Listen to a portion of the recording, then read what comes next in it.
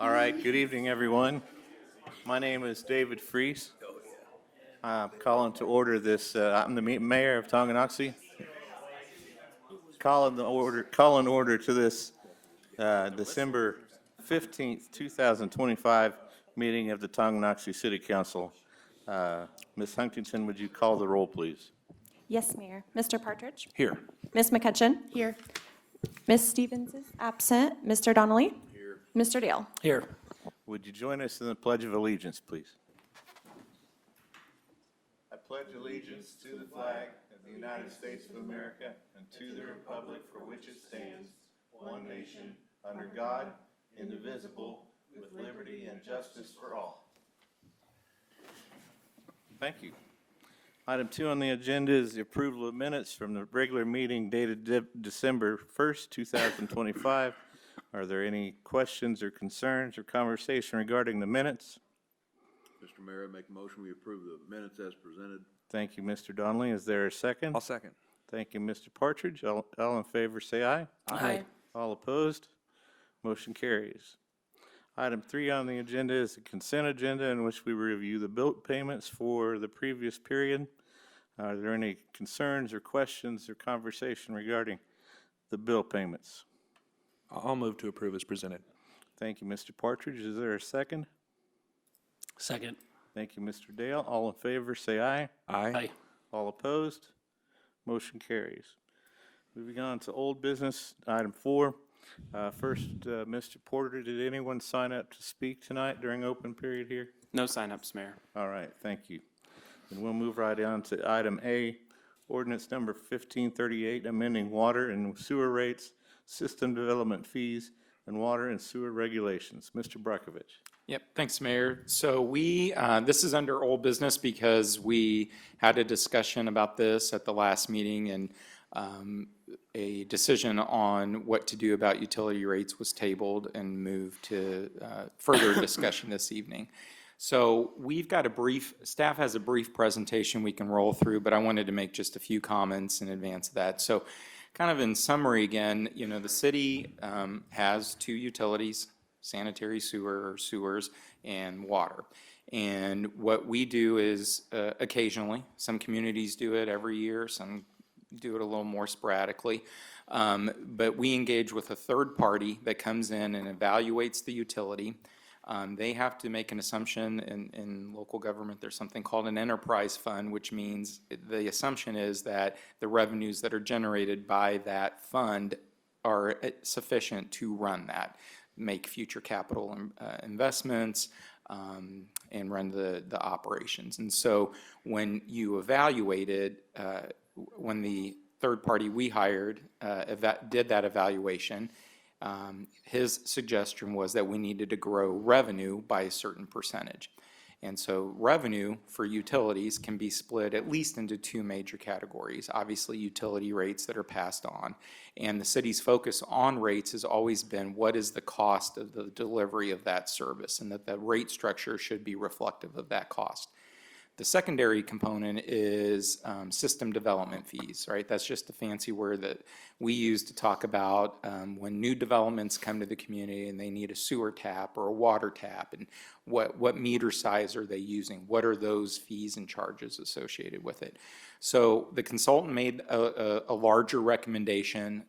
Staff, including Mr. Porter, myself, Mr. Heskett, we review all of those and say, well, that's their recommendation. And so staff came back and offered, I guess 3 options. One, we don't do anything, but we haven't raised rates in over 6 years.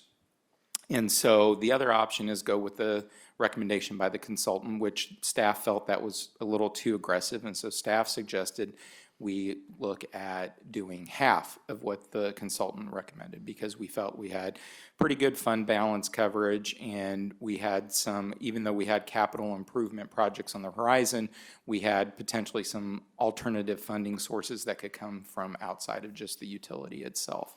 And so those will stick, those will still be the same options tonight, but I just wanted to clarify that. I think one thing that we didn't do a great job, and it was a tough meeting, if you don't remember, it was first snowstorm of December this year, and we did it by Zoom, so it was very difficult to go through all the information. But one of the things that there are some factors that influence, especially the sanitary sewer side, and I don't want to bore everybody tonight, but for folks that don't know that, we do something called winter averaging, which means that on your sewer bill, it's already kind of discounted year long because we just look at what your sewer rate usage is during the winter months, and then we just kind of extrapolate that cost. Because typically the cost would be, the assumption is for every gallon of water you're buying, you're returning that gallon of water into the sewer system. So we've already made that adjustment. The other thing is there's a couple of other utilities that we don't own, but we use in the delivery of our services, and they've had increases. And so we buy quite a bit of water from the Board of Public Utilities in Kansas City, Kansas. They instituted a 18% price hike over 3 years, which we've just absorbed up until this point. And additionally, you've probably read along with the utility or electrical increases that Evergy, they had to go through a state regulatory commission to get that approved, but they got a double-digit percentage rate hike approved. And so we have to pay those bills as well. We've had some staff growth. We've had additional equipment purchases, and obviously we're in the middle of doubling the capacity of the wastewater treatment plant, which was a collective decision we made. We knew we had to make some adjustment. We had to have some growth in that utility, through the original design of the plant, it just economies of scale. We thought it would be best just to go ahead and double the capacity. In doing so, I still feel good that that was a great decision by you folks. Because that's really going to help this community grow for the next 20 or 30 years. So having said all that, what we probably should have really emphasized during the first meeting was, what does this mean? What's the change, especially for an average user? And Dan, I'm sorry if I'm burning through any of your material, but I want to get it out early here too, is, okay, an average user in Tonganoxie means you're somewhere around 4,000 gallons a month. And so the change for combined water and sewer would take you from about $75 a month to about $85 a month. So it's about a $10 a month change. The second item tonight that's also part of the old business agenda is the increases for trash and recycling rates, which also haven't been increased in about that same 6-year period. And the city's absorbing most of those costs for the trash side. So I just wanted to try to clarify those first few points and then remind everybody of, again, after 6 years of no rate increases whatsoever, what is the average user going to see from an increase on water and sewer? So with that, unless you have any questions for me, I'll ask Mr. Porter to go through the staff presentation. All right, thank you. Thank you, Mayor. Thank you, George.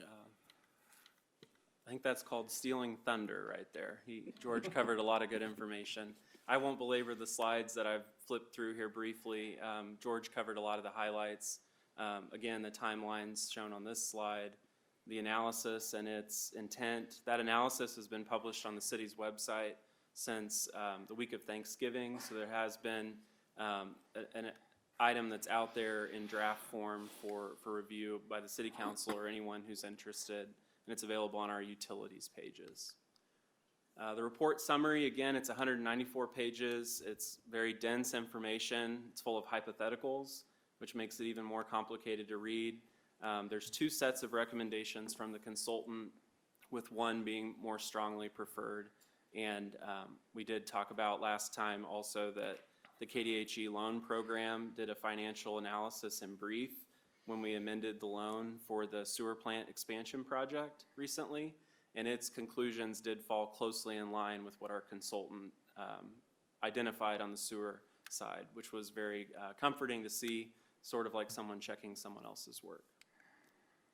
George highlighted the recommendations. I just want to point out one thing on the STF fee increases, the rationale behind that increase on the water side for increasing from $3,000 for a system development fee for a new connection to $4,010 is tied directly to the increases since 2020 and 2019 in the cost of that water meter equipment. We buy automated radio read meter types, and that technology, while it's now aging pretty significantly, the equipment and the supplies are very expensive. And so we were in a position with several larger size meters and even now the standard size that the city was close to losing money on each new connection on the water side in particular, which is a situation we really need to remediate, especially as we're adding significant new subdivision connections in recent years and in current times.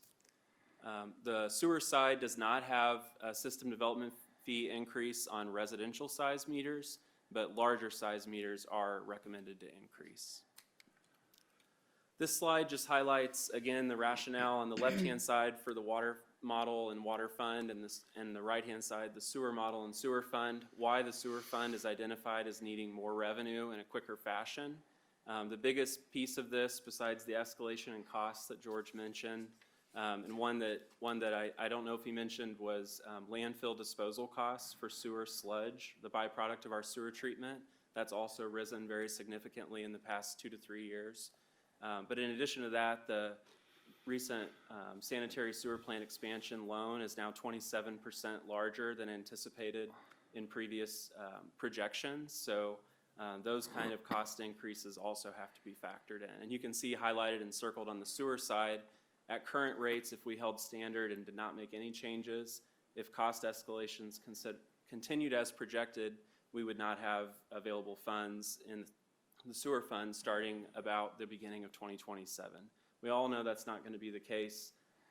We would make adjustments as needed, but that's, again, the projection based on the analysis. Affordability measures, we covered that in detail, and it's included in the report.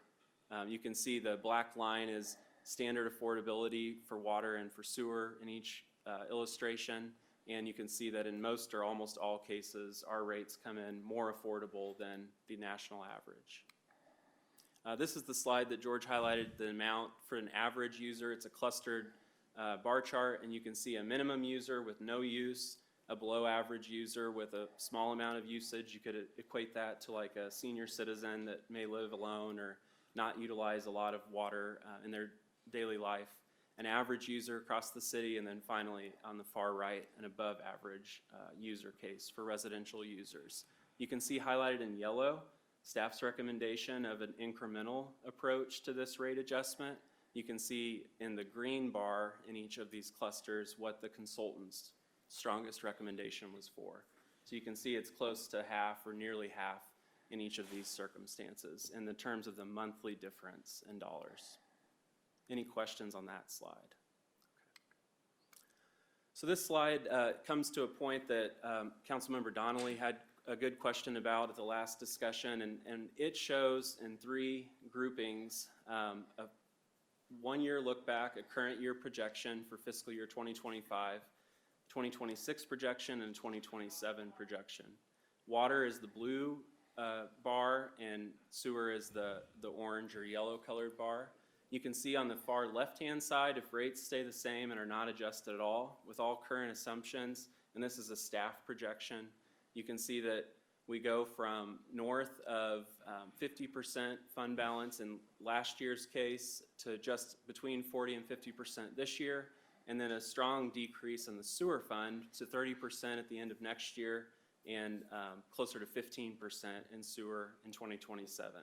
That's directly attributable to the onset in 2027 of debt service for our sewer plant expansion. This is obviously not a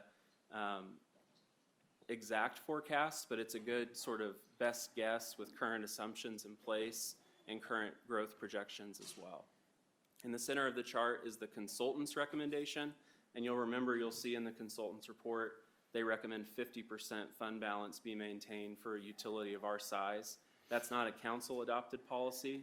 It's certainly the consultant's best recommendation, but we as staff also don't feel that that necessarily reflects a mandatory circumstance for our utilities and our community. But fund balance is an important criteria. It's an important thing to think about when you're borrowing funds from a GEO-bond perspective, but also for utility restricted funds.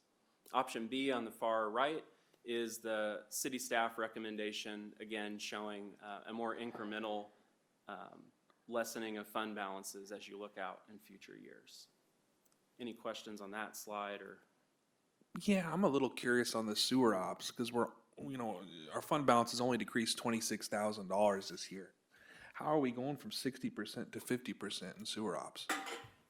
Part of that is the percentage of operational costs as those costs grow each year.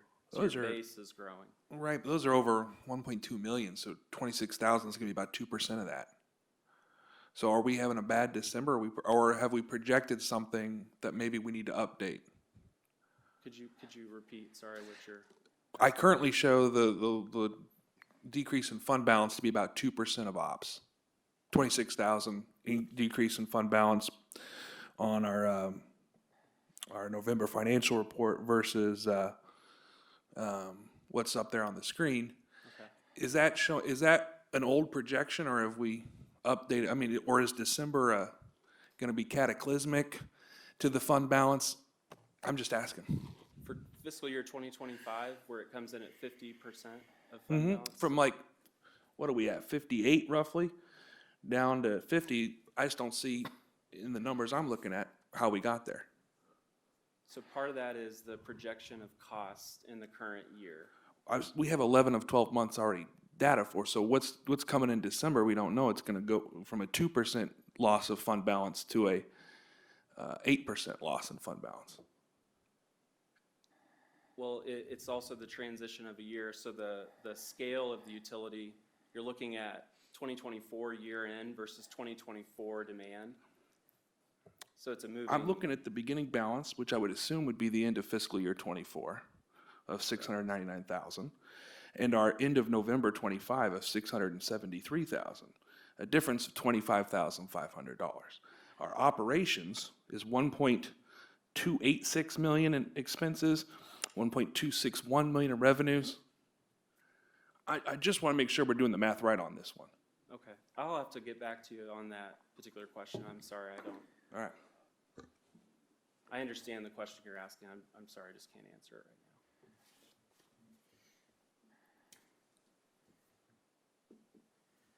right now. No, that's all I got. Okay. Any other questions? All right. So again, highlighting the difference in scenarios just in tables instead of graphical representation.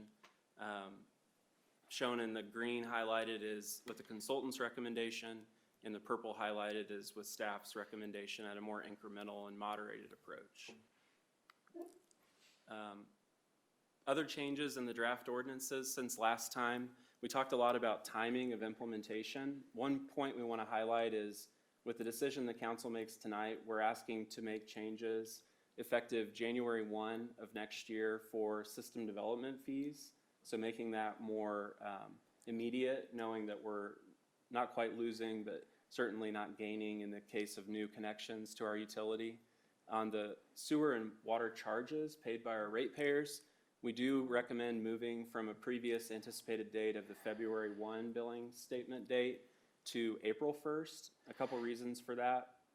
It lets us share information about the rate change a longer duration of time with our customers through newsletters, through inclusion in the billing advice remittance slips.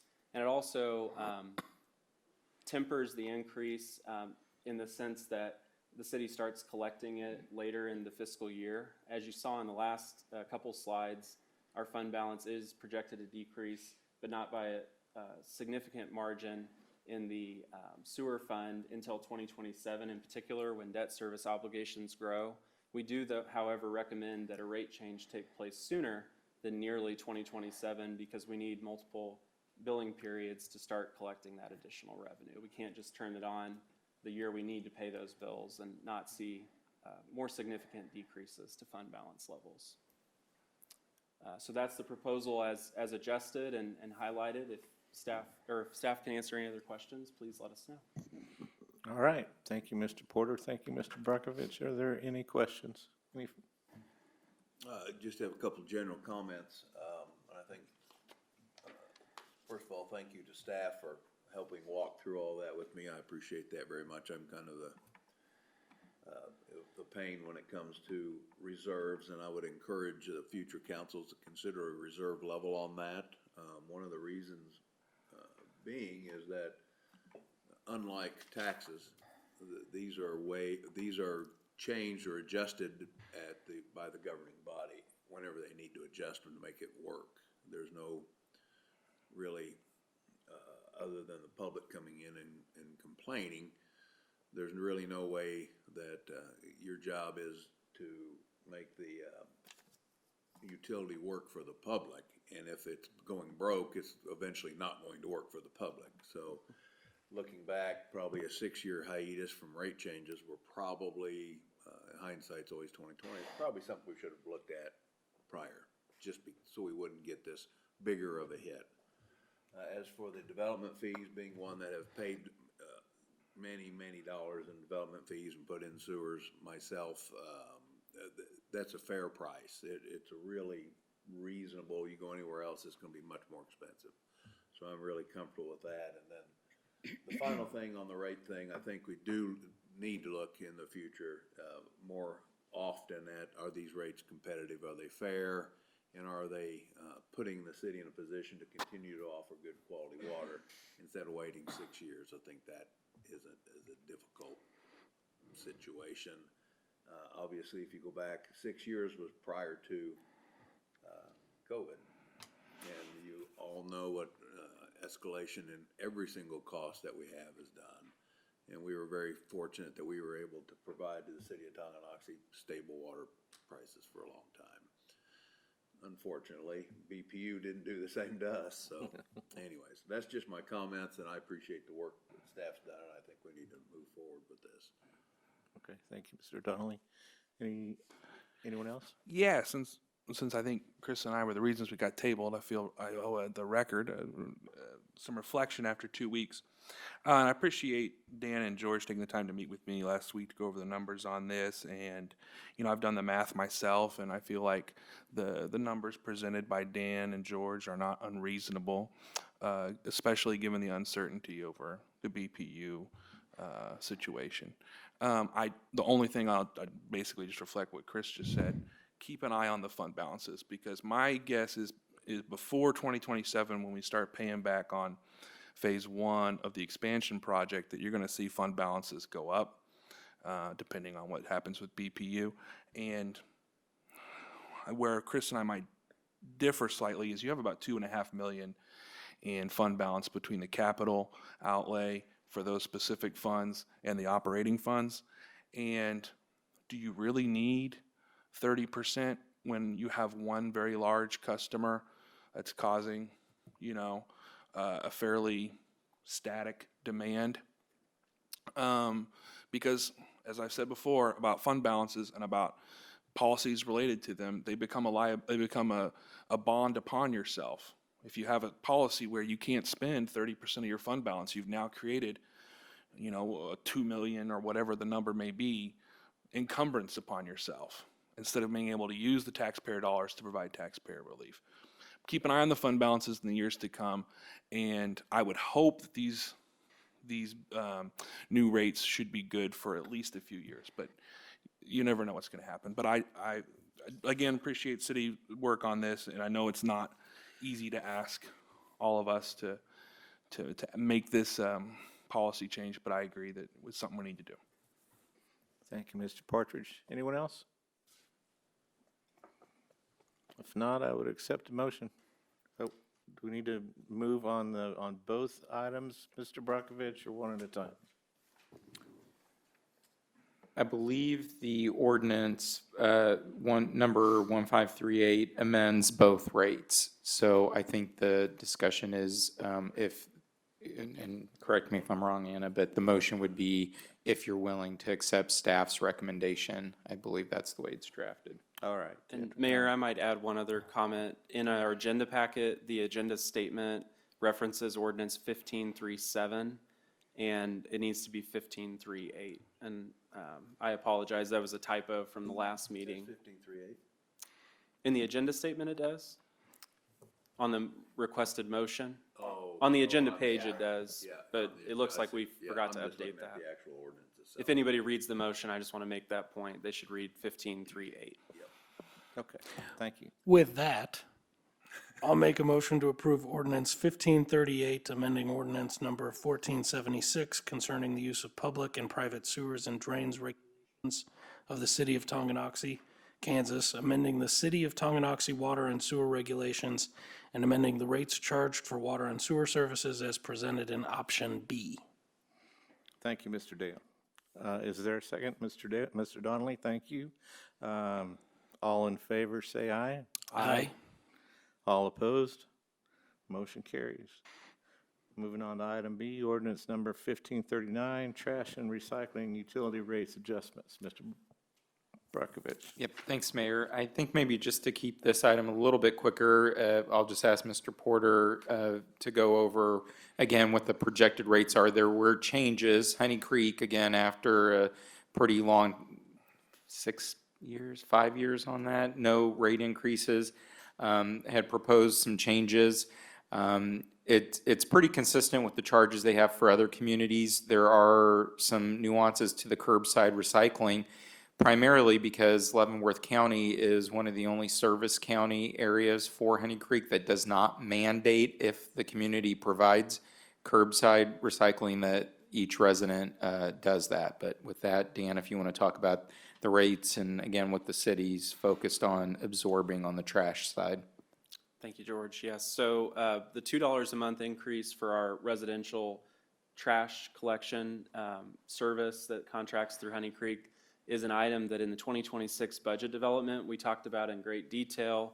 We highlighted an aim with a strong fund balance level in our sanitation fund to let the city contain most of those costs and only pass on a quarter of that $2 a month increase onto our ratepayers. So the recommended draft ordinance for your consideration tonight follows that approach and changes it from $16 a month in city charges to our ratepayers to $16.25 a month.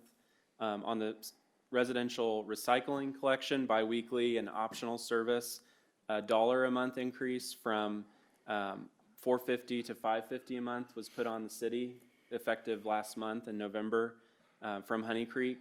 We do recommend passing on that full dollar to people who elect to keep that city service. And so that would change by $1 for those customers who were previously paying $4.50 a month. They would now pay $5.50. We also talked about at our last meeting when the other item for water and sewer rates was delayed to this meeting for additional discussion and consideration, keeping in parallel the changes and the effective date. So the draft ordinance was amended for your consideration to include this on the April 1st billing cycle. In those intervening months, the city will obviously not recoup as much as normal of the fees were charged by Honey Creek. But again, the sanitation fund has a very strong fund balance level and doesn't have significant capital costs or other costs to consider. So we're happy to make that recommendation and take any questions you have. But I feel like this is in keeping with our previous discussions and is ready to go. Thank you, staff. Any questions? If not, I would accept a motion. I would make a motion, we approve ordinance number 1539, amending the city of Tonganoxie, Kansas regulations relating to collection and disposal of solid waste and recycling, amending and repealing section 9 and 13 of the ordinance 1475 to staff's recommendation. Thank you, Mr. Donnelly. Is there a second? Second. Thank you, Mr. Dale. All in favor, say aye. Aye. Aye. All opposed? Motion carries. That ends old business. We'll move on to new business. Item A is the introduction of a new police officer. Chief Lawson, do you want to take the podium?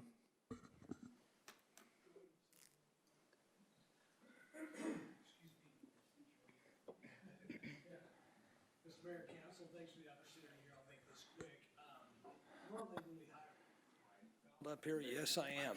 Okay, normally when we hire a new police officer, we take the opportunity to introduce them in front of council pretty quickly. Embarrassingly enough, we had some logistical and scheduling problems. Troy Johnson, our not so new officer, has actually been here since September.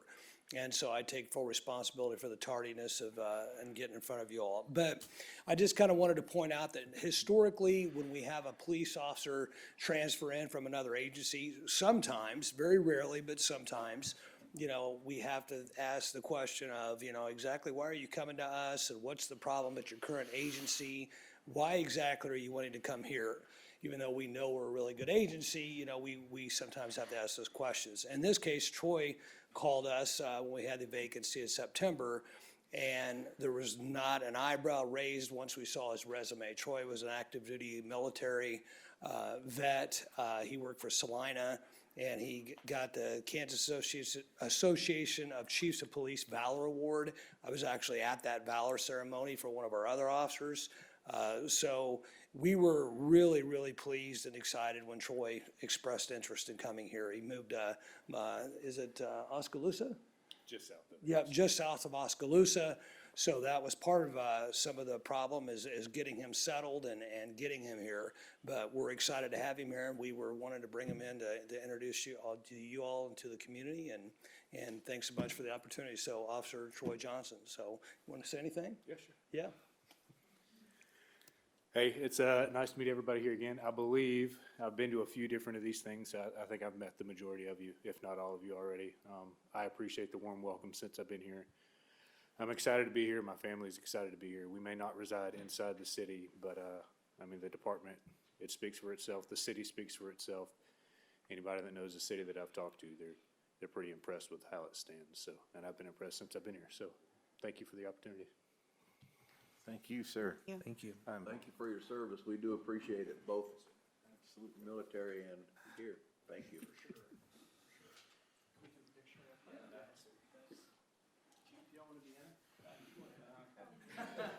Maybe in the center.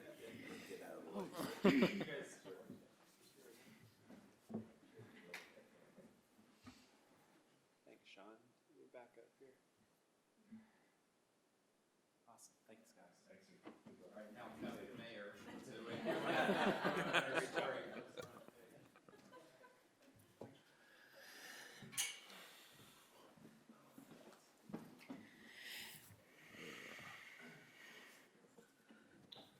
Okay. Moving on to item B, Resolution 122502, reimbursement resolution for 14th Street Improvements Project. Mr. Brajkovic. Yep, thanks, Mayor. So we are, staff is really excited, both for this item and the next item. 14th Street, if you talk to Brian Kingsley, who's BG, has been with the city for 20-some years as the city's on-call engineering services, and I have heard this story several times, so I don't mind repeating it for Brian. 14th Street has been a priority that entire time. So, in those short 20 years, we've actually been able to put money together to go look at this project. It's a no-brainer from staff perspective. That's the direction the community's growing. We've already been very wise, thanks to you folks as a good policy-making board, to use other people's money to run infrastructure. We used grants from the feds, the state, the county to run sanitary sewer and water lines, and we're opening up hundreds of acres in that area that's owned by a handful of people that are already engaging with developers. And 14th Street seems to be the kingpin to kind of make that go, that next level. Jason Hoskinson is here this evening, and he'll talk if you have some questions about the next item. But one thing we've learned along the way from our strong bond council influence is, hey, you want to always keep your options open. So this reimbursement resolution, what it does is, if it's authorized this evening, gives us the chance that regardless of what future funding source we use, that anything we approve in expense after the resolution is approved could be part of that funding. Otherwise, we jeopardize, if we go to the next item and we authorize spending some money, we may not be able to go back and recoup our costs when we go to permanent financing, whatever that might be for this project. And so Again, very excited that we've got this project even to this point, and so we would ask for your support on this reimbursement resolution. It was drafted by our bond counsel, I believe, and at Gilmore and Bell. I know Anna's had a chance to review it as well, but it's a pretty standard document. It's similar to some, for those of you that have been around for a while, you've probably seen something similar on some other projects we've done. But be happy to answer any questions you might have about it. Council, do you have any questions for staff? Okay, seeing none, I would accept a motion. I will make a motion to approve Resolution 12-25-02, authorizing and providing for reimbursement of certain capital project expenditures from tax-exempt bond proceeds of the City of Tonganoxie for the 14th Street Improvements Project. Thank you, Ms. McCutcheon. Is there a second? I'll second. Thank you, Mr. Partridge. All in favor, say aye. Aye. All opposed? Motion carries. Item C on the agenda, Resolution 122503.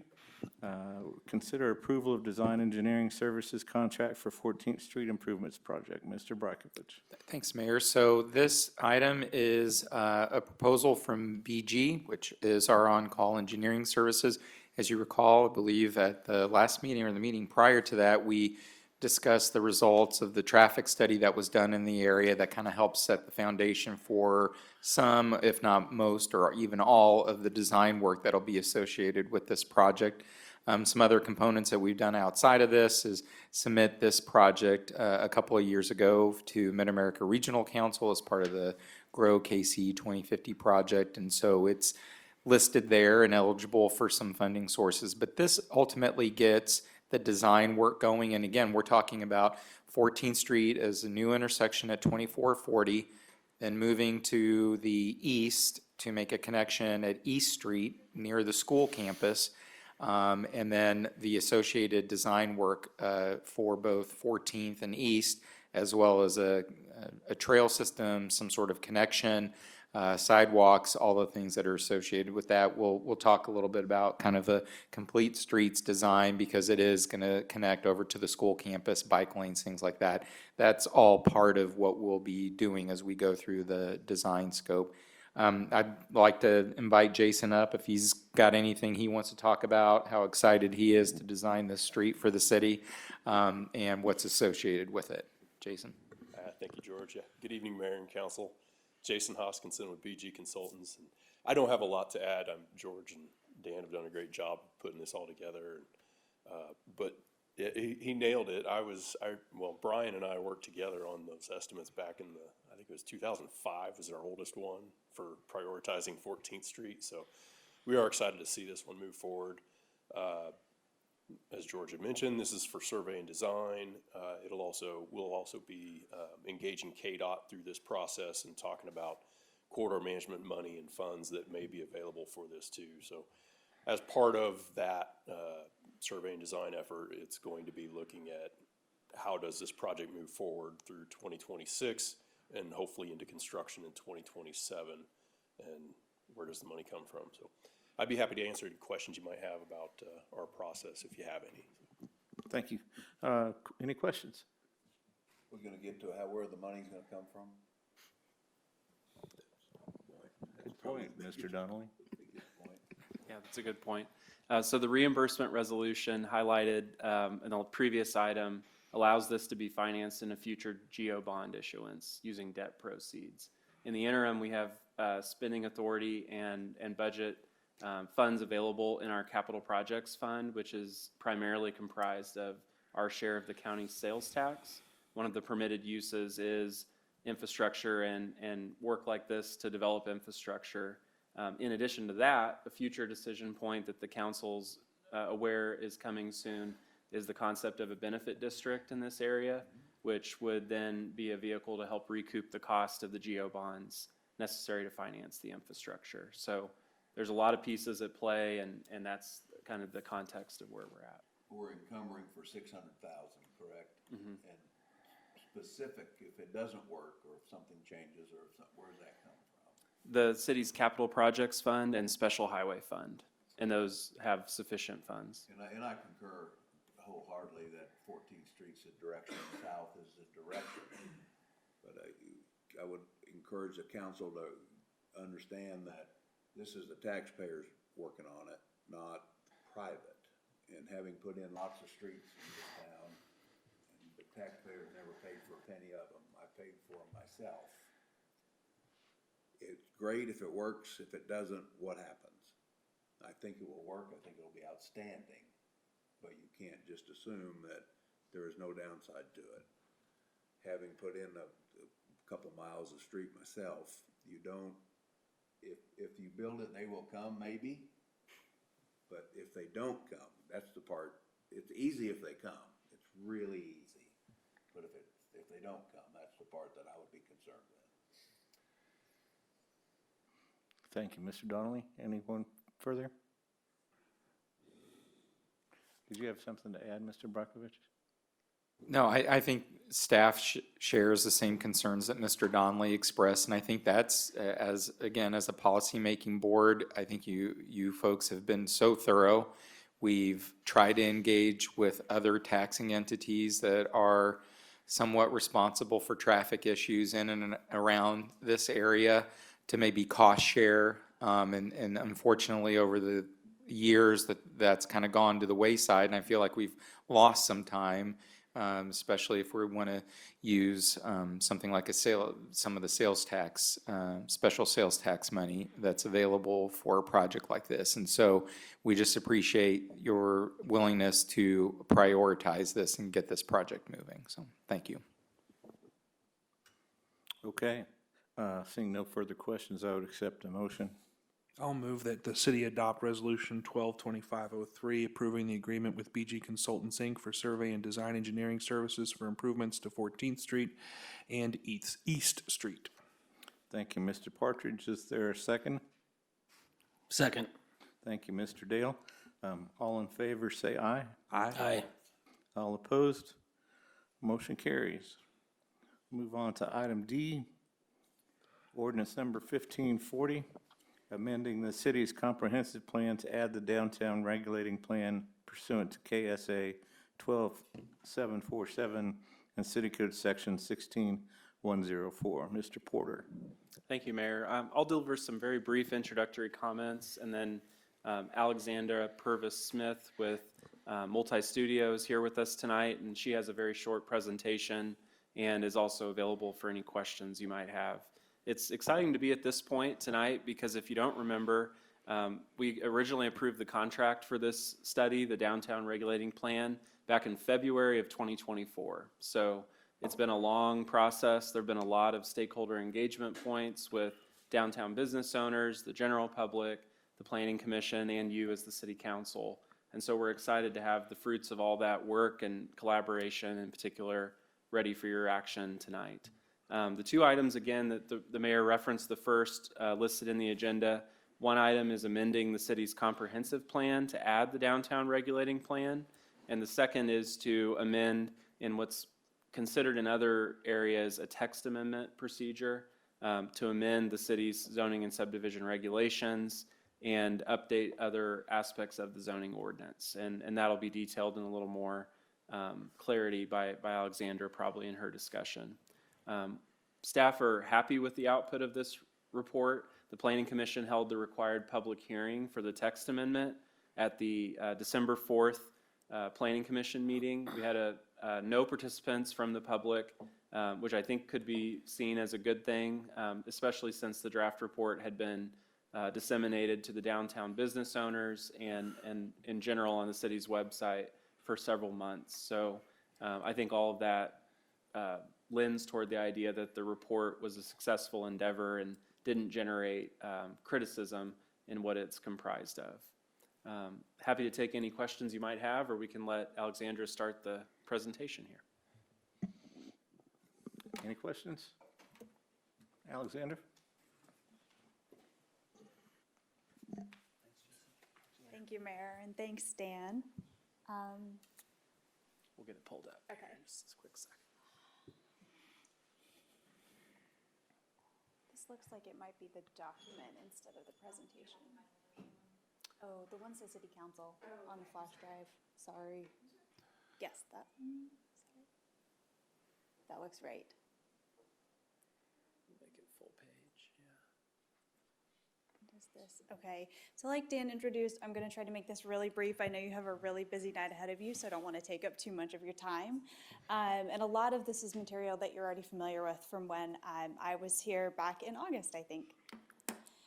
So I'm going to do a very brief recap of our project and a quick summary of the public space component of the downtown plan. And then, like Dan said, I'll spend a little bit more time on the zoning updates and the development section of the plan. And then, of course, we'll have time for any questions at the end. Also, please stop me if you have questions midway through, that's fine.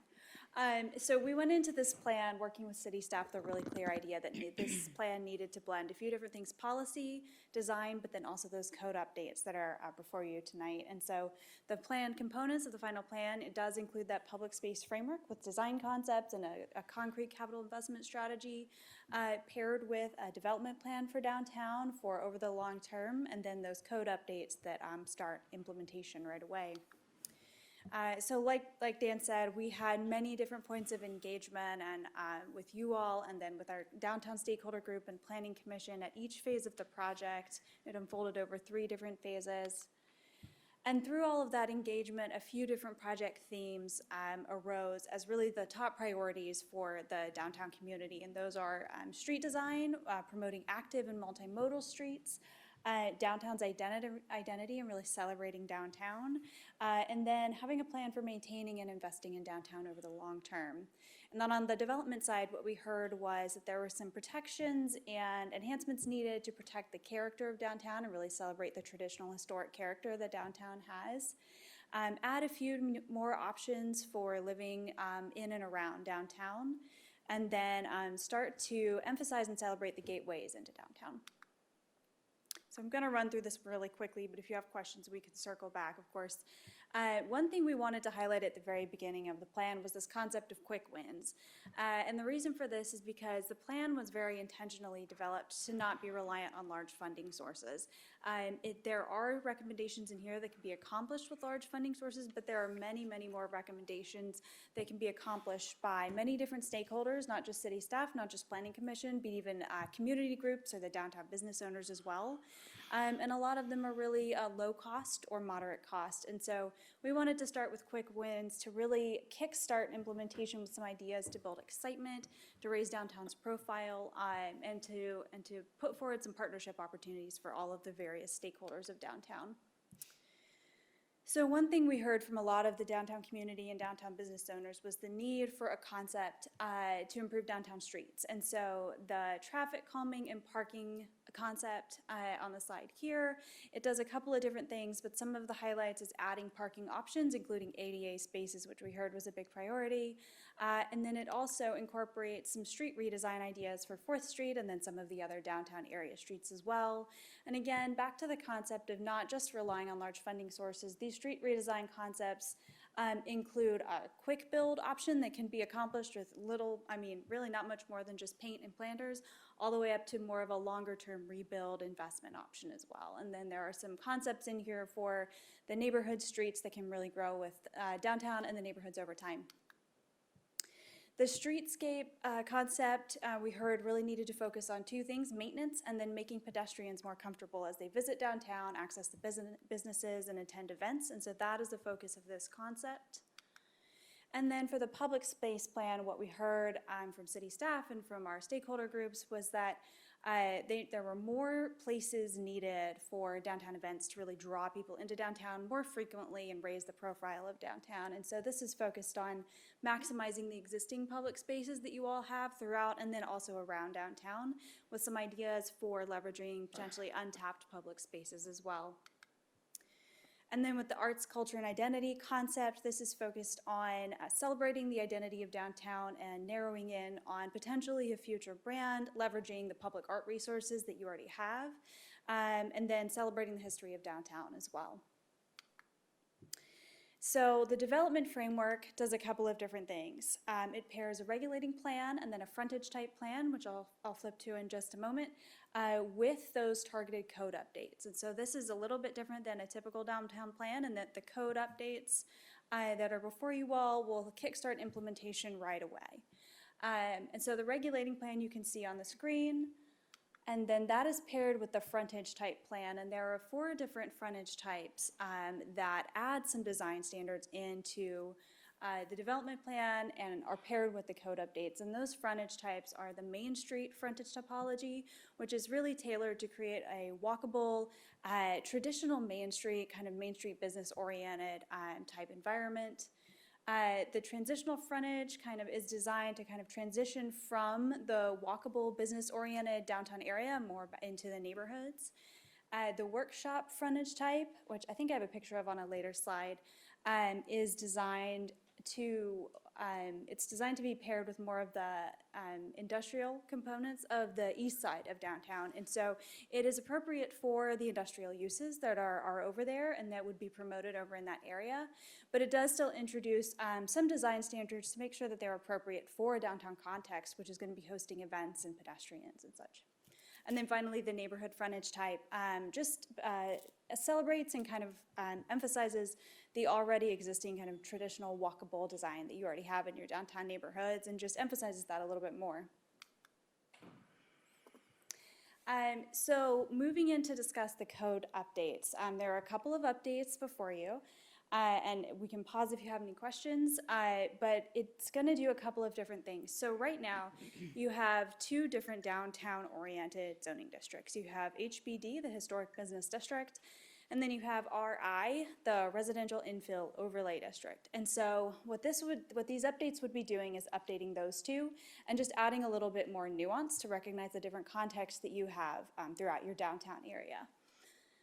And so for the HBD district, what it's doing is adding a few more design standards, and I'll speak to that on a different slide, but it would also be adding a sub-district of HBD, which would be that HBDI district, and that is in purple on that map on the slide, if you can see that.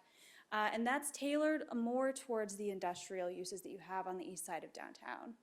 And then on the residential side, what it does is eliminate the RI district overlay.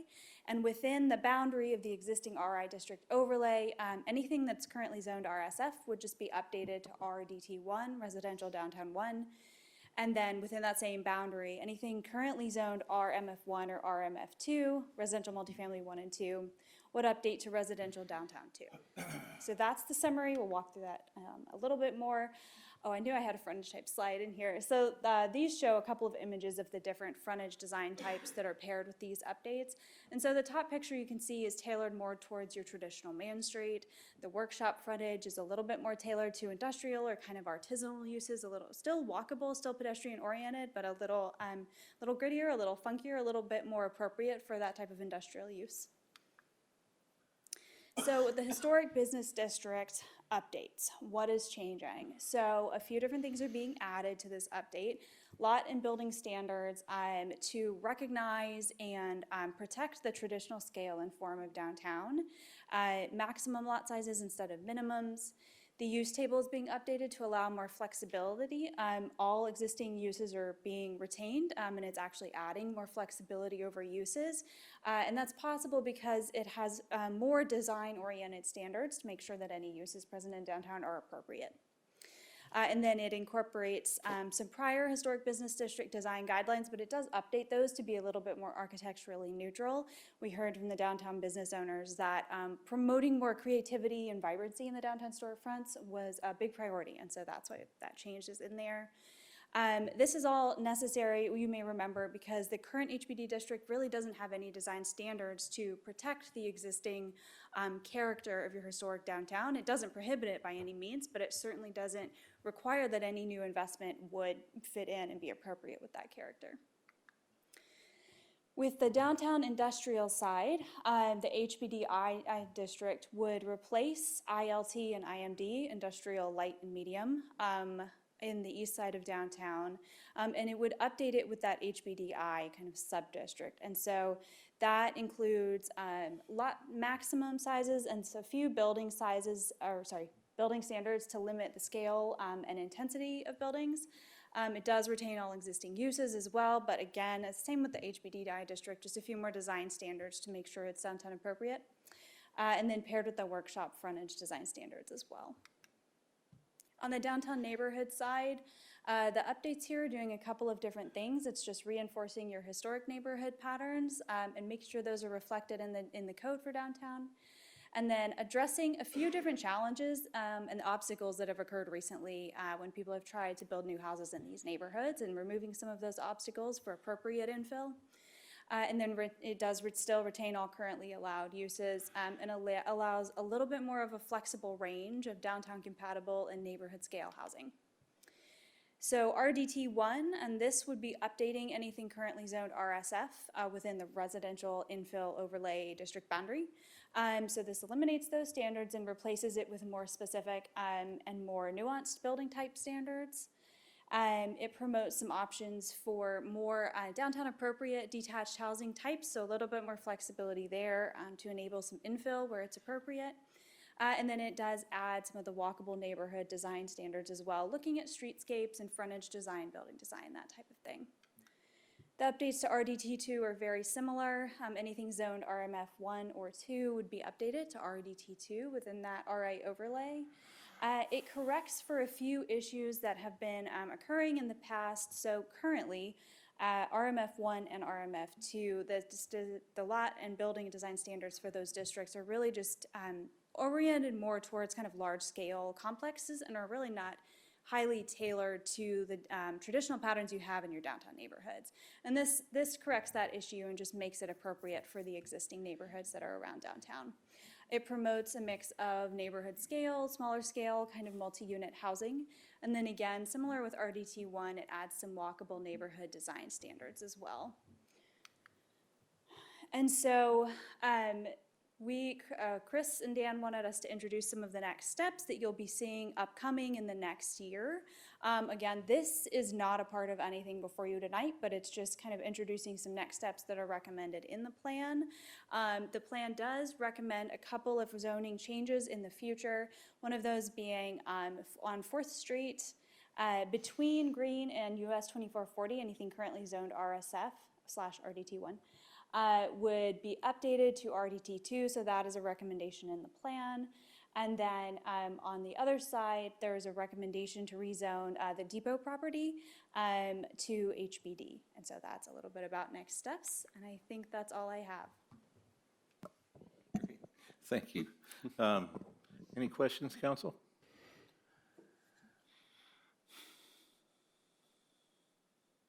I just have a curious question more so. What do you envision in that industrial area that runs where the floodplain is and all? What do you envision for business in there? You know, I think we couldn't get too specific about the type of business, but we did look at kind of the existing lot patterns that are there, and it's really more oriented towards kind of smaller scale. I think you can think like artisanal types of industrial, so maker spaces. What's an example? Like I don't know, like machine shops, a brewery, like small scale kind of industrial/artisanal uses.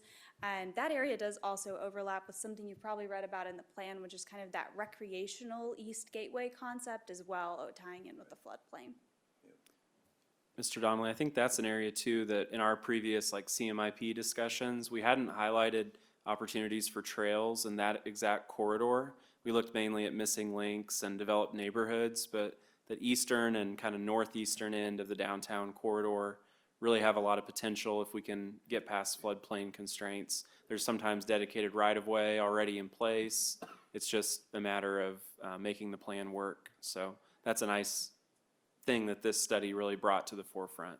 Well, we spent a lot of money on that bridge and then put the sidewalk on it, and the connectivity and all that was important. And that would be a neat place to figure out how to develop. It's half, it appears to be about half of the total project land-wise. So, I mean, I don't know if it's exactly half, but it sure looked like it. So I was just curious at what you visioned in there, but thank you for answering that. Anyone else? That's a lot of work. Thank you. Definitely. Okay, thank you, Alexander. Thank you so much. So we need a motion on 1540 then? I'll be looking for a motion. I would make a motion, we approve ordinance number 1540, amending the comprehensive plan to add the downtown regulation plan pursuant to KSA 12-747 and section 16-104 of the Tonganoxie City Code. Thank you, Mr. Donnelly. Is there a second? I'll second. Thank you, Ms. McCutcheon. All in favor, say aye. Aye. All opposed? Motion carries. Thank you. We'll move on to ordinance number 1541. I'm not going to read all that. Mr. Porter? Thank you, Mayor. For ordinance 1541, this ordinance was prepared by the city attorney in conjunction with our partners at Multi-Studio, and staff do recommend it be approved. To reiterate again what Alexandra said at the conclusion of her presentation, now that these zoning districts are enacted with the approval of ordinance 1541, at a later meeting, the Planning Commission will hear the city-initiated rezoning for that two separate areas that are recommended in the plan as a next step. And those property owners will get a notice from the city, and we'll have FAQs and the ability at City Hall to answer questions if people have them, because it's a bit of a complex topic. But this action for ordinance 1541 amends our subdivision regulations and makes those text amendments to our zoning ordinance. So happy to take any questions you have, but we do recommend this item be approved as well. Thank you, Mr. Porter. Questions, council? If not, I would accept a motion. I'll make a motion saying that the city should adopt ordinance number 1541, amending the Tonganoxie zoning and subdivision regulations to replace the RI infill district with RDT residential downtown district, amend the standards for the HBD historic business district, and update the use groups by category, amending and repealing existing sections 6 and 12 and Appendix A of the Tonganoxie zoning and subdivision regulations. Thank you, Mr. Partridge. Is there a second? I'll second that mouthful. It is, boy, it's a lot. Thank you, Mr. Donnelly. We have a motion and a second. All in favor, say aye. Aye. All opposed? Motion carries. I think we got 3 yeses and a cough out of that one. I said aye first. All right. Item F, ordinance number 1542, consider approval of adopting the 2025 version of the standard traffic ordinance for Kansas City's. Mr. Porter. Thank you, Mayor. This item is routine in nature to those of you with many years of experience on the city council. Every certain number of years, the city does look at, and I'm referencing for item F and item G, the city looks at adopting newer and more up-to-date versions of the standard traffic ordinance, or STO, and the UPOC, or Uniform Public Offense Code. These updates keep us in the times with other jurisdictions that choose to sometimes even adopt it more regularly. Just for your reference, the last adoption the city took into account was in 2022, so it's been a few years, and at this point we do recommend consideration of adoption of the 2025 in the case of both the STO and the UPOC. Chief Lawson's here tonight, and I know he broached some of the topics at our last council meeting about e-devices, e-scooters, e-bikes, and is working with the city attorney to develop some policy drafts for your consideration. One thing we want to highlight is that is not part of the draft ordinance in tonight's packet. Tonight's draft ordinance, as prepared by the city attorney, adopts by reference and incorporates by reference the 2025 edition of the STO and the UPOC. Any action and policy on the e-bikes, e-scooters, types devices would be a local traffic regulation, and so we would adopt it separately by ordinance in a similar fashion to how the city's adopted UTV regulations several years ago. So just wanted to make that clarification for you all. The few listed exemptions that are referenced in the ordinance, if you read through it, they call it additions and amendments in the text of the ordinance, are just in keeping with the previous listed exemptions. So there's nothing new or changed in substance in that regard. Anna, did that cover it, or do you have anything you want to add? Okay, great. And if the council wishes, I'm sure Chief Lawson would appreciate the chance just to talk with you again about that e-bike policy concept. But if you don't have any questions or direction from him, for him, then we can move on as well. Council? Yeah, same. Chief, did you have anything you wanted to say about e-bikes and what have you? I do, but I don't know what I want to say, but can I come up for 2 minutes? Sure. Have 3. You know what? Yeah, well, I should have probably overpromised and underdelivered there. So I just kind of wanted to, and I won't jump up on the same soapbox that I did when we were on the Zoom meeting, but I just kind of wanted to ask council this, and Mr. Porter and Mr. Breakfast were kind enough to give me the venue to ask you this, directly. So there's going to be a lot of staff time that's going to come into play on trying to address this e-bike thing with Ms. Kerselich and myself. We're doing a lot of research. You can see my staff, a couple of them, they stuck around because they're very interested in this topic. And I don't expect the council to be able, or the mayor to be able to give any direct input or specific direction. But I was just kind of hoping to get a little bit of the council's feeling about this issue so we can proceed onward, because the worst thing we could do is probably to waste staff time that when we want to be paying to do her research, and my time is free and I'm more than happy to do it. It's just that I think that the primary thing that I wanted to relay to you all is that we're not looking to go out and start citing people and just doing a bunch of random enforcement to bring down people's quality of life or unhappiness or morale in the community. I just kind of wanted to give one stat from 2025. We wrote 1,604 citations, and we gave actually 1,743 warnings. My staff are all about education, and we want to make the community safer, whether it be traffic or otherwise. And so what we're trying to do and press upon the council is we're really wanting to proceed with this. And I'll weigh that on my shoulder for the safety of the community. I mean, injuries are through the roof. They're the metropolitan area. Many other communities are doing this and making these kind of restrictions, not because we're trying to harsh anybody's buzz as far as kids having, a good time out there, but it's just for community safety. So I just kind of wanted to answer any questions. I was actually supposed to meet with Ms. Stevens on a sidebar today, and I'd invite any of the council members to contact me at the police department. I would relish the opportunity to meet with you one-on-one for any kind of questions and say, what's your plan? What are you gearing towards? I just personally wanted to get your sentiment tonight on should we continue going down this road. Council, what are your thoughts?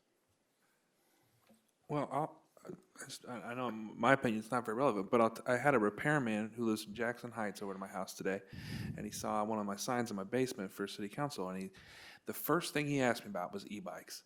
He goes, "What is the city going to do?" And so something has to be done. There has to be a policy on this. It is probably the most pressing issue, in the community, which is obviously a great thing. That this is the topic du jour. But anyway, I said this last time, but you guys do such a good job of promoting public safety. We appreciate it. And so I'm sure a policy has to be enacted, but I'm glad I don't have to vote on it. Well, I concur, Chief. I think something has to be done before somebody gets killed, and that's gonna be terrible if it doesn't. Yeah, happen. right. I think it will be, having been on the council for a long, long time, you'll probably have a lot of pushback, more than, almost as much as parking in the grass and parking Right. my car on my grass yard. Right. So I feel for you. I understand it. There's a risk of somebody getting killed, then whose fault is it? Right. So I think we need to do something. I don't know what the right answer is, but we Well, gotta do something. Well, I'm certainly going to try to bring you guys some alternatives, and we want to continue working on this. But we just I personally, I can't speak for city staff, but I personally wanted to get your sentiment on that. And so we intend. I know Ann and I are going to put our heads together, and we're going to really try to get something, that is best for the community. At the same time, we don't have to knock on somebody's door and tell somebody some kind of horrible news someday because their child is hit on one of these things. So thank you for that. Since you only heard from 2 of the outgoing yahoos, Yeah. as one of the gonna stick around and be part of the vote yahoos, Yeah. I echo their sentiments and look forward to well-reasoned strategies. Great. Yeah, and I agree with the discussion we had on the Zoom meeting regarding like licensed individuals being on the e-bikes. But I also would like to see something in regard to children being with parents. I understand the e-bikes move quicker than bicycles and they can run out in traffic, but a kid could do that on their feet and a bike the same way. Right. So something like that would be lovely. Yeah. Go ahead.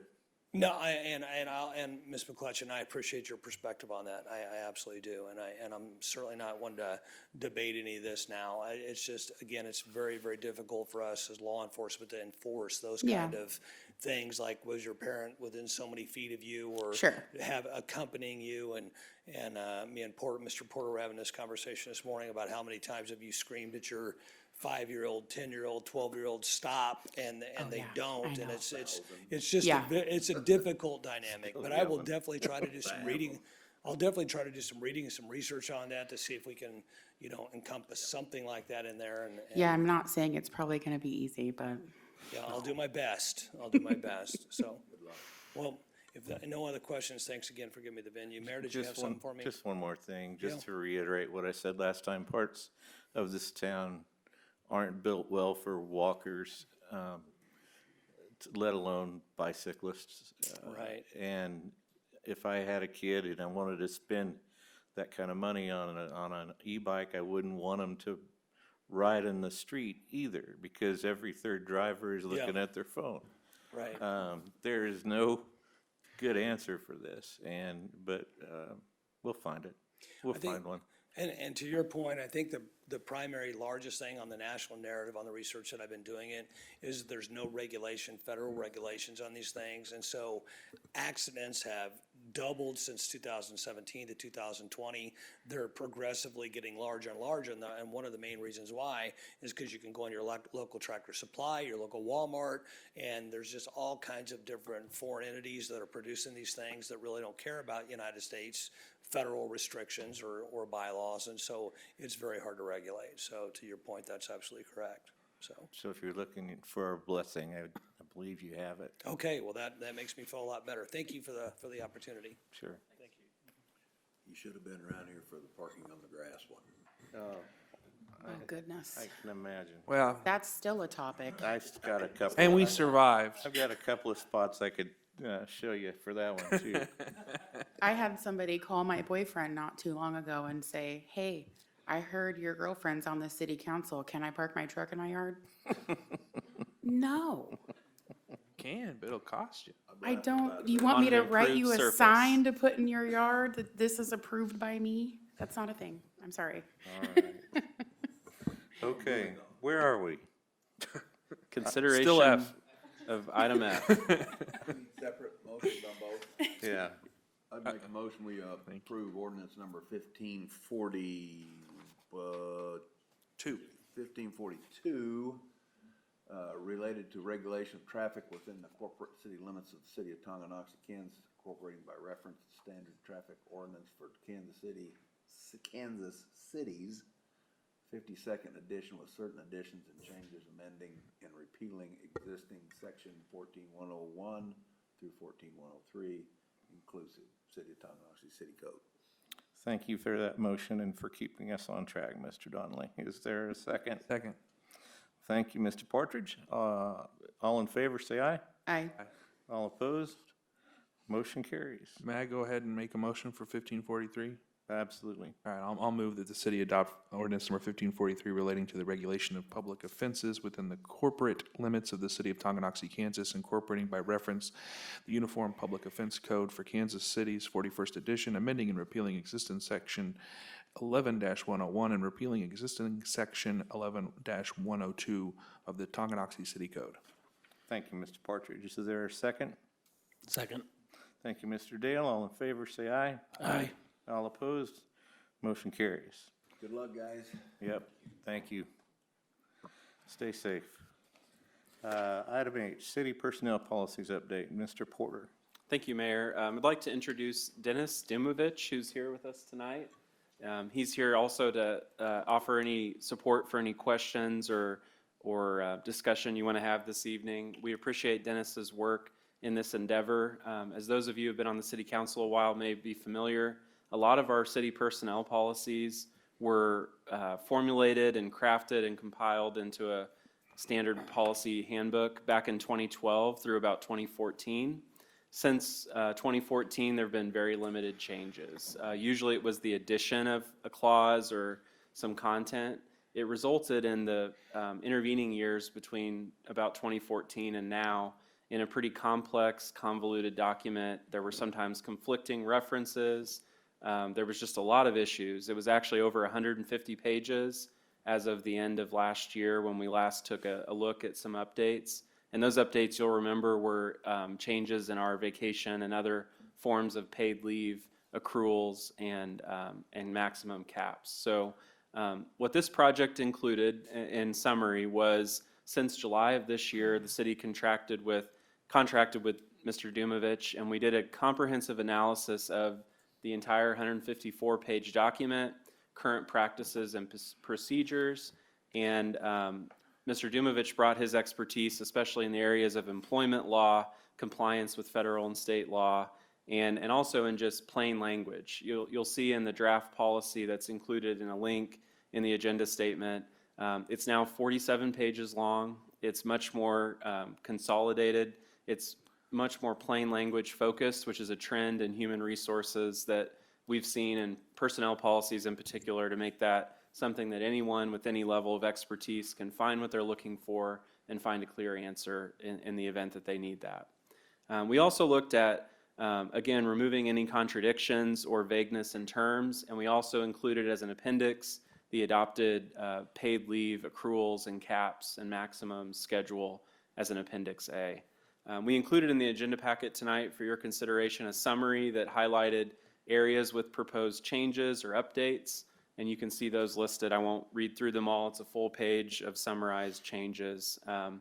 George and I have had the opportunity to review this in great detail with Mr. Dumovich, multiple iterations of updates. We've also looked at it briefly with our department heads to ensure they have had a chance to weigh in and give input.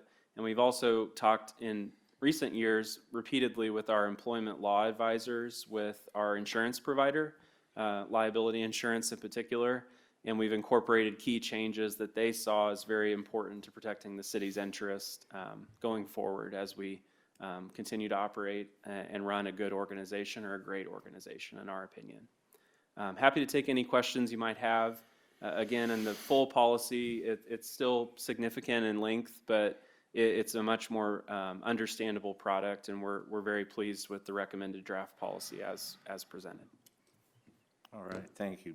Thank you, Mr. Porter. Council, do you have anything?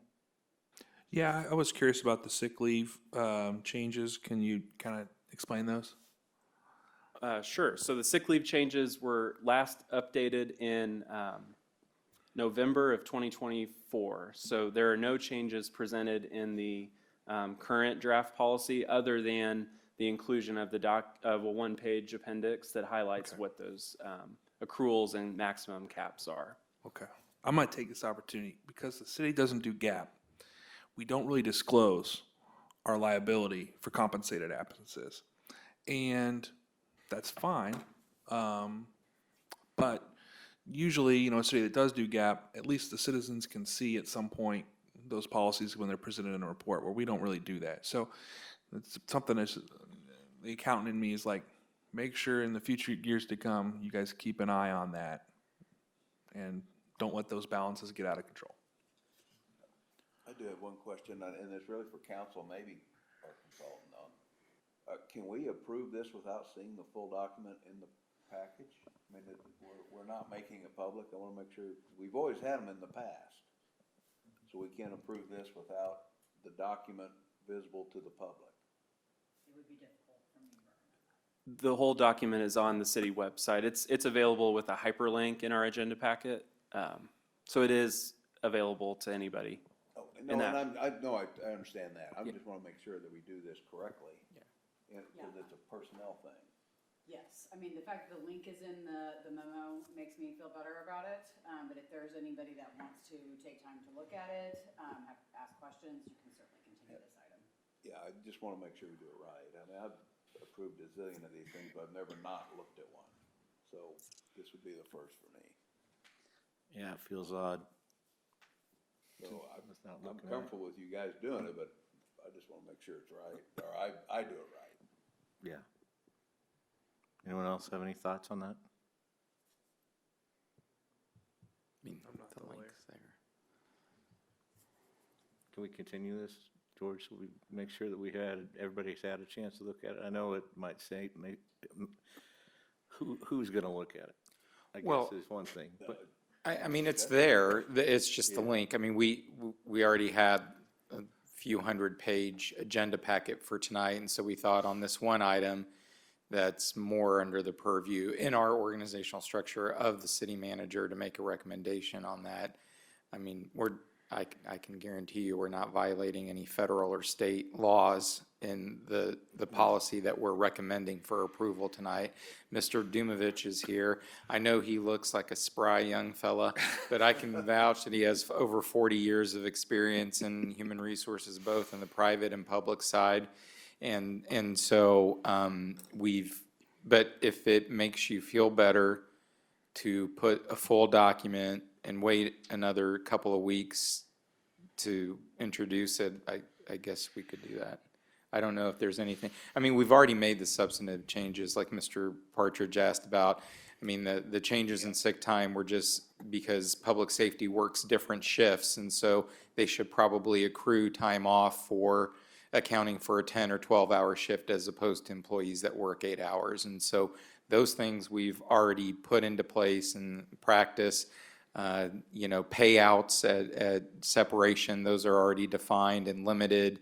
Accumulation, carryovers are defined and in some cases limited. So but again, I don't want to ask you to do something you're not comfortable doing. So if that makes you feel better to put it in the next agenda, we'll do that.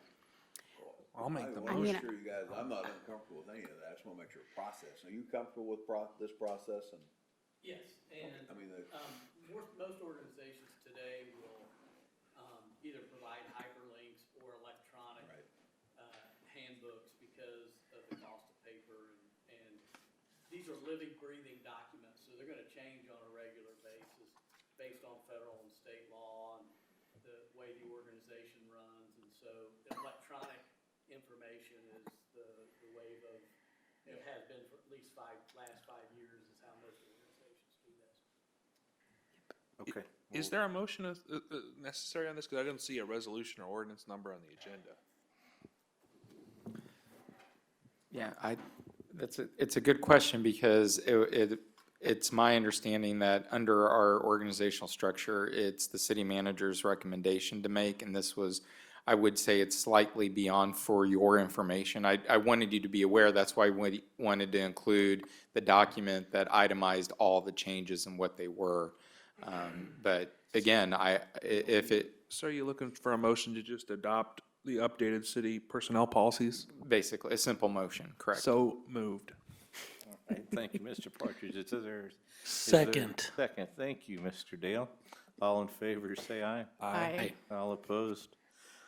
Motion carries. Item, a lot of the alphabet tonight. Number I, consider approval of the 2026 cereal malt beverage license renewal. need one after this. As soon as we get Well, out we'll of know where here. to buy them. It's in here. Order. How am I going to follow that? All right. So I won't belabor this, but I do appreciate Jamie Burke's work in our City Hall office. She coordinates many different licensing programs, and one of those was the CMB license. What used to be a fairly standard and actually without change over probably decades process was revamped significantly by the state in 2024 for 2025 and 2026. So essentially the process that used to take place to get a license, you came to the city, then you went to the state after the council approved those licenses annually, got flipped on its end, and now the state approves it first, it comes to us, we approve it, and it goes back to the state for final confirmation. Don't ask me why that is, but it sure is fun to learn about these new processes. The city has had 3 businesses in this last several years maintain an active CMB license for sales, but not consumption on licensed premises. Those included Casey's General Store, Brothers Market, and the GMP Country Market. In this case, Jamie has made repeated outreach efforts and had conversations with all 3 license holders, advised them about the new process. I would kind of describe it as holding their hand through the process, and so we're very appreciative of her efforts. We do require, though, that they submit that application to the state and then to us in time for us to approve this action and approve the renewal of their licenses before the beginning of the next year.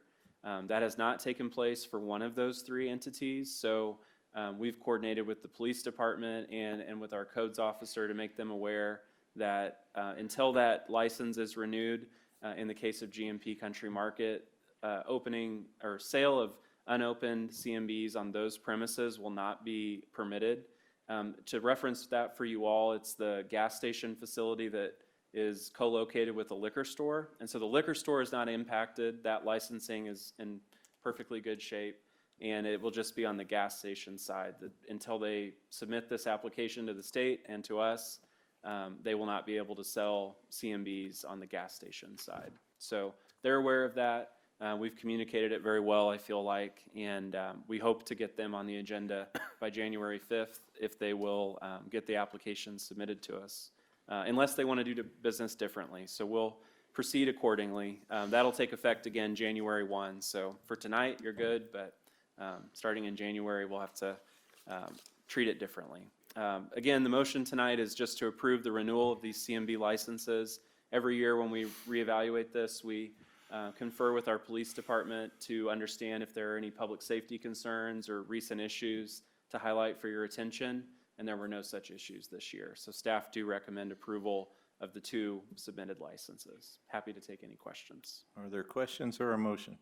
I would make a motion, we approve renewal of cereal malt beverage license for Casey's General Store and Brothers Market 5, Inc. to sell retail cereal malt beverages in original unopened containers and not for consumption on premises. Thank you, Mr. Donnelly. Is there a second? I'll second. Thank you, Ms. McCutcheon. All in favor, say aye. Aye. All opposed, motion carries. Page 2.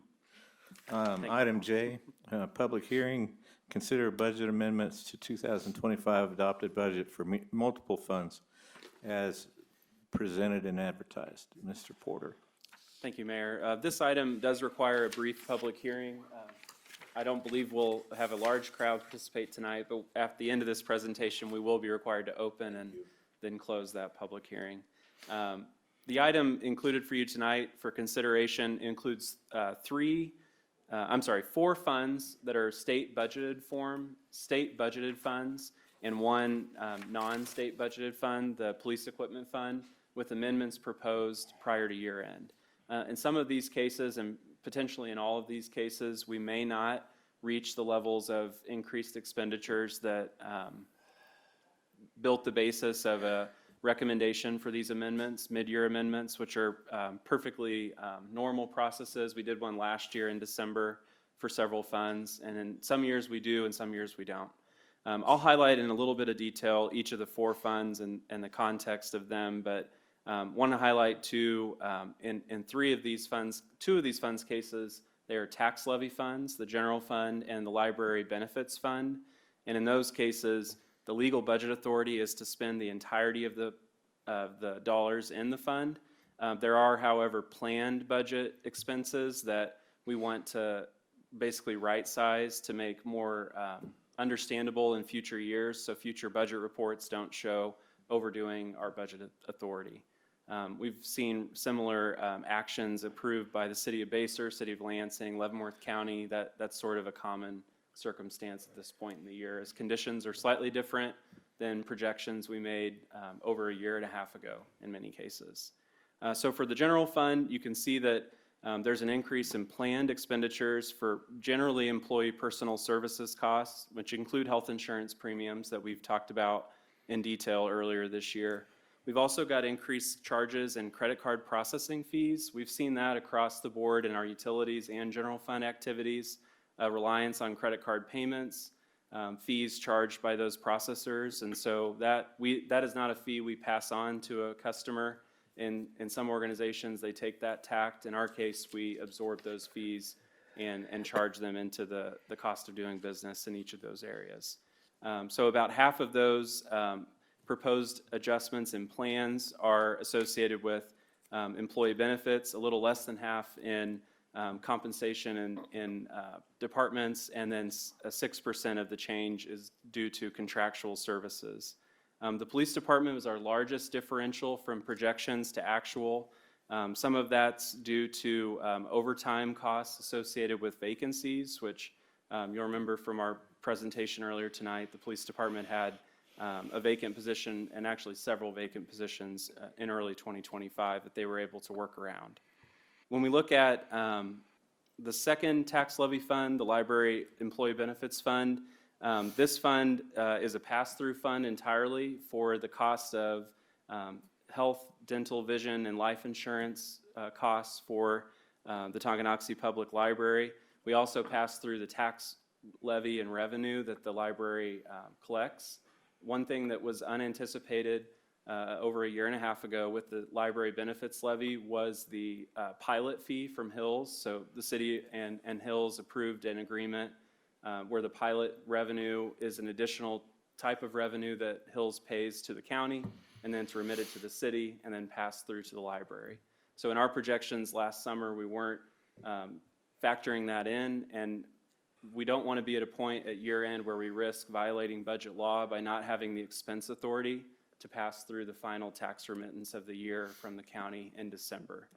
We've seen other entities do that, like the school district and the rec commission, where the school district has to hold funds that are due to the rec commission, but they don't have that expense authority and ability to give to them. We don't want to put our partners at the library in that position, and that's the basis for recommending this budget amendment. All right, thank you, Mr. Porter. So do we need to have the public hearing tonight? Yes, Yes. we are required to do that. Okay. So I will now open up the public hearing. Does anyone care to speak on this issue? They're all buying cereal malt beverages, not here. They're busy.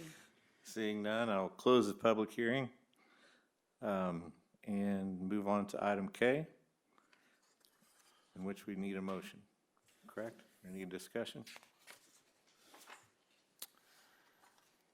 I want to make sure I got the right language in front of me. Is this, Mr. Porter, do you need something? You said everything you needed to, right?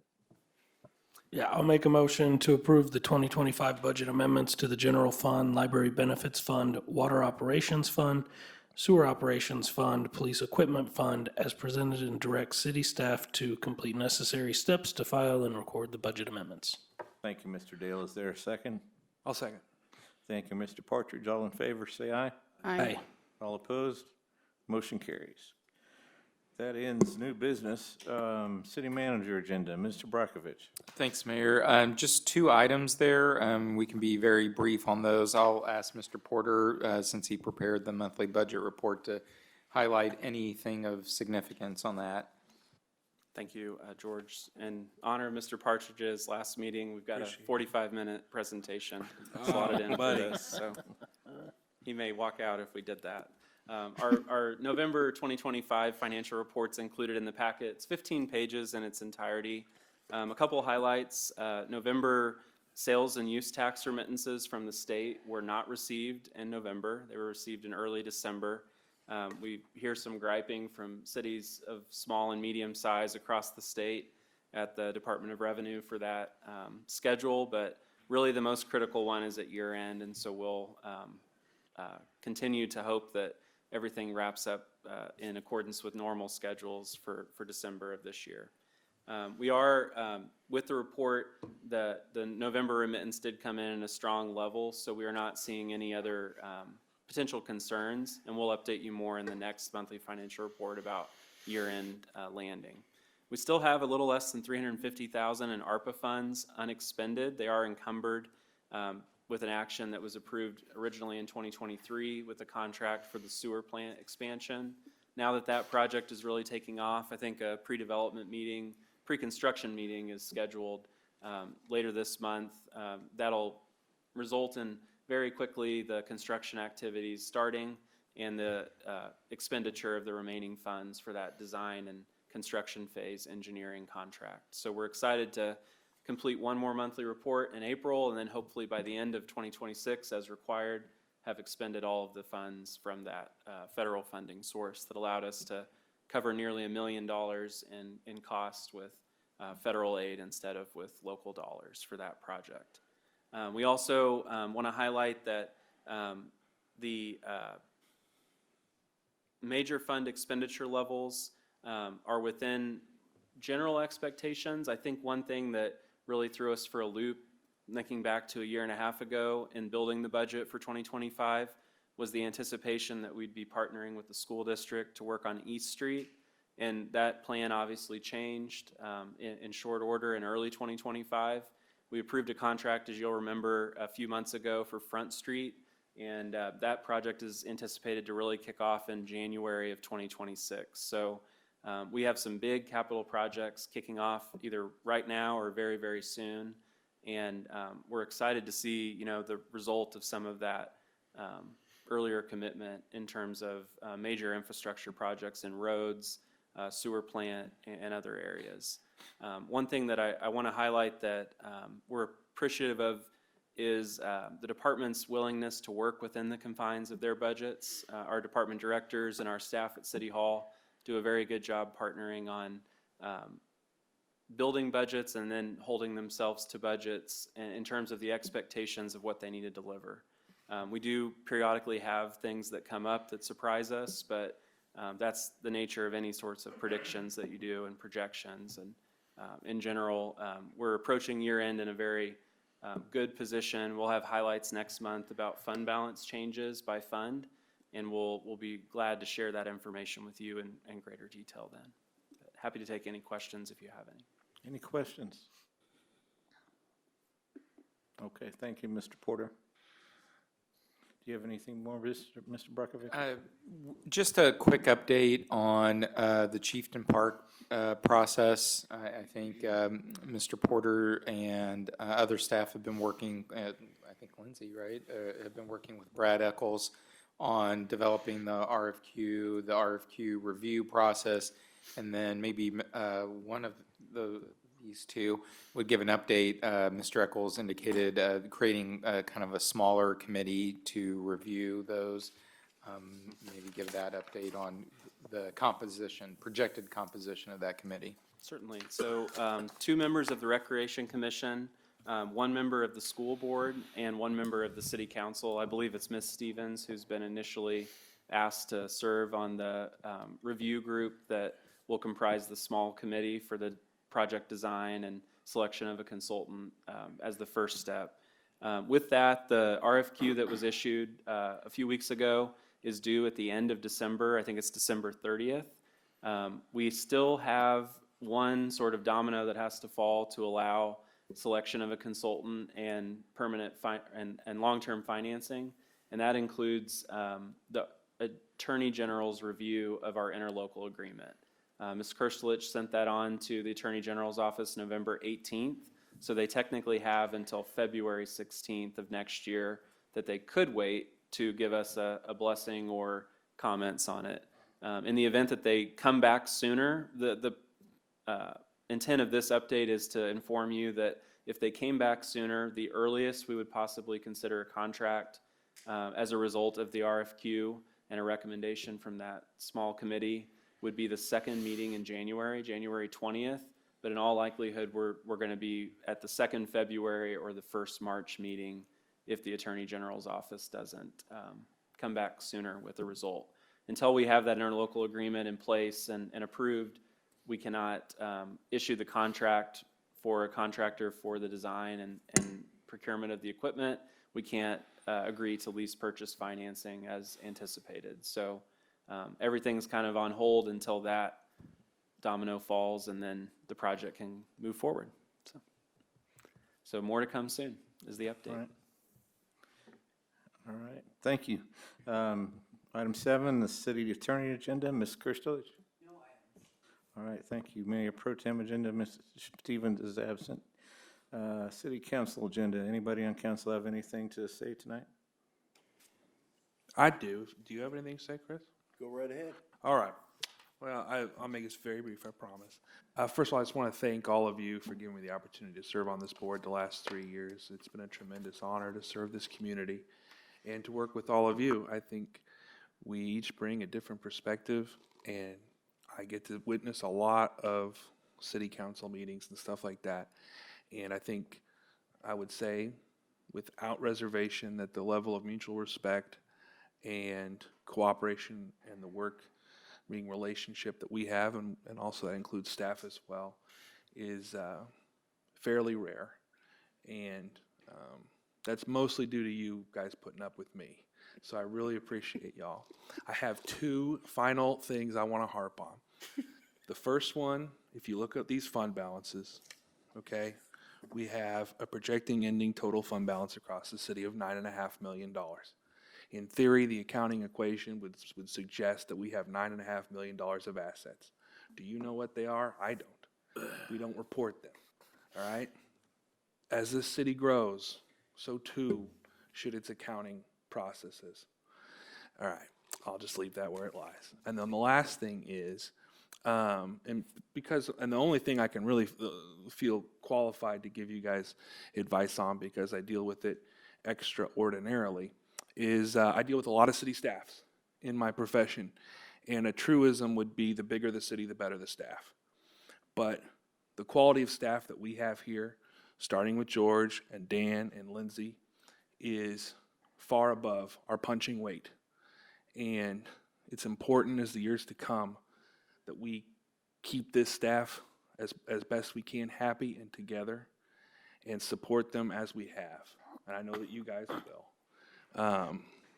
George is going to be with us through the end of the decade, so that's too long a event horizon to speculate on.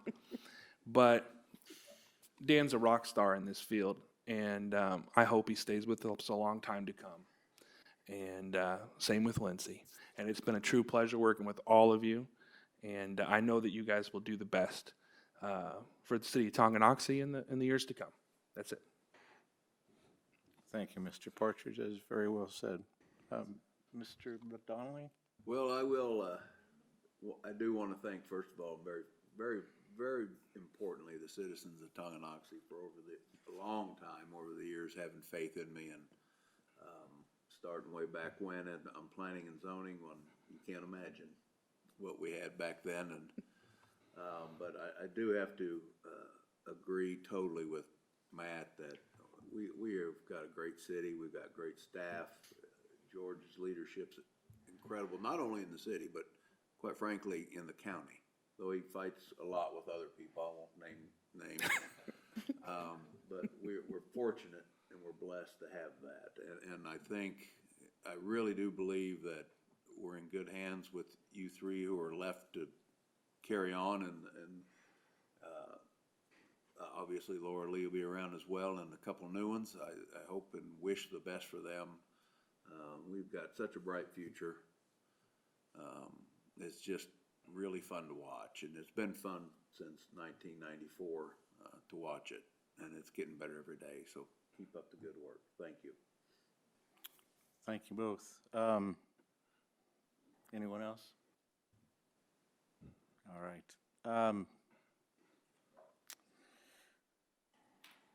I'm going to miss you guys. I admire, Matt, I'll start with you. I admire your brain a great deal. And had the voters known you as we did, it would have been a different outcome.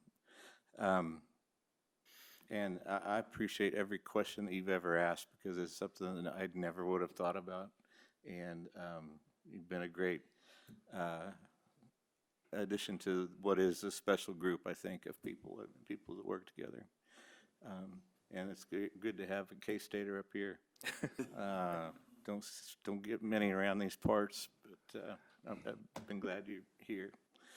And Chris, you said earlier in the meeting today, you've been here for a long, long time, and you've said that several times over the past 6 years that I've been mayor.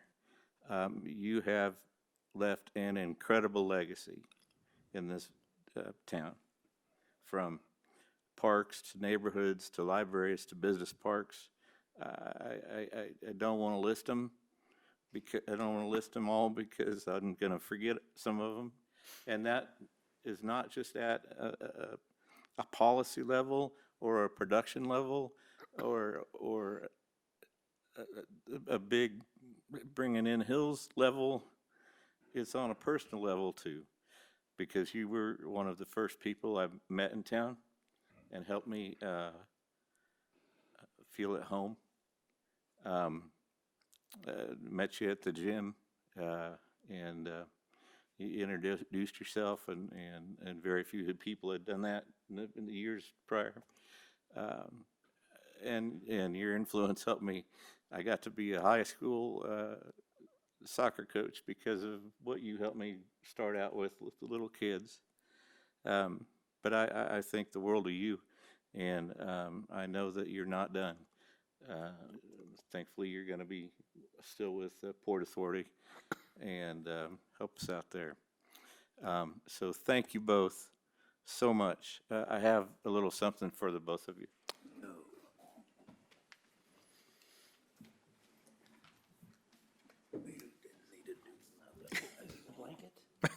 Yeah, where's our blankets? Hoping for a cereal malt beverage. Or two. Well, don't go to GMP.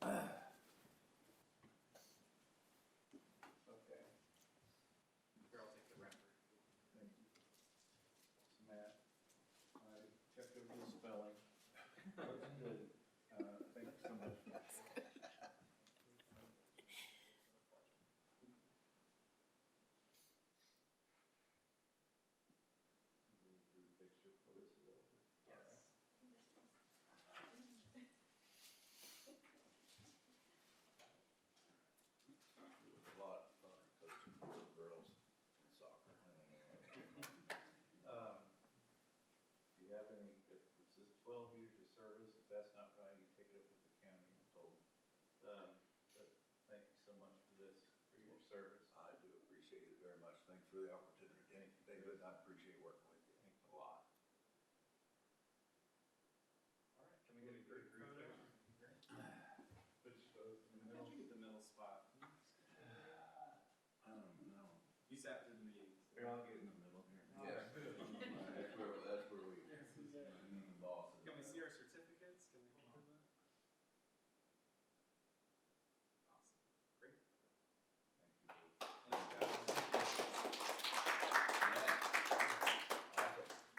It was enjoyable, absolutely enjoyable. I learned so much. Yeah, I will always remember the time. Thank you. I hope it's for the good things, not all the dumb things I do. We'll look forward to you guys being YouTube video 5 and 6. All right. Which one Well- of you's gonna make the ceremonial? No, which one of you guys? Do it together. No, Chris, please make the You motion. go first and then you second it? Sure. Well, it's just out of place, but I make a motion that we adjourn. Thank you, Mr. Donnelly. Is I there a will second. Thank you, Mr. I don't think I Partridge. can hold up to what you do. That was rough. Jake. All in favor, Nervous? say aye. Aye. All opposed? Gave you no warning. Thank you very Put you on the much. spot. Good job. Keep up the good work, folks.